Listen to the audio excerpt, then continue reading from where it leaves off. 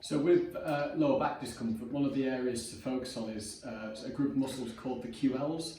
So if you think about where they sit, off the top of the pelvis into the lower back, it's like a handspan coming out like this, okay? So it connects into the lower part of the spine and also the bottom rib as well. So in order to release that area, probably best up against the wall using a baseball or lacrosse ball. Place the ball up against the wall and try and place it into that lower portion of the back, so just off the side of the spine and just above the pelvis.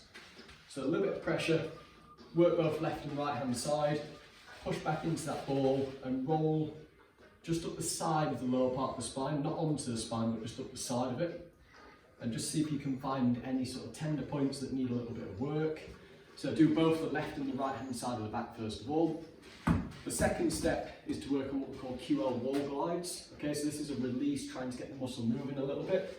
So feet about a foot away from the wall, feet together, your shoulder and your elbow and your forearm fixed up against the wall. So that keeps the body fixed in position.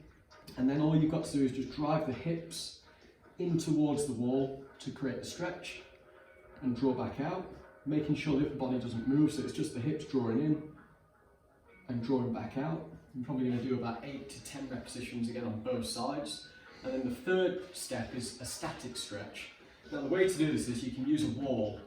You start probably about 1.5 to 2 feet away from the wall. You're going to take your feet and cross them over. Okay, so we're taking the outside foot, putting it on the inside. You're going to reach your inside arm up against the wall, take your outside arm, reach over and across, so that you're then arching the upper body in towards the wall.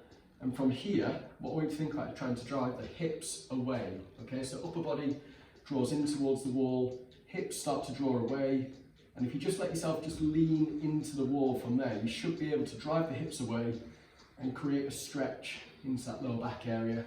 You're probably going to hold it for around 30 seconds before you switch on to the other side, and you might want to repeat that a couple of times on both sides as well.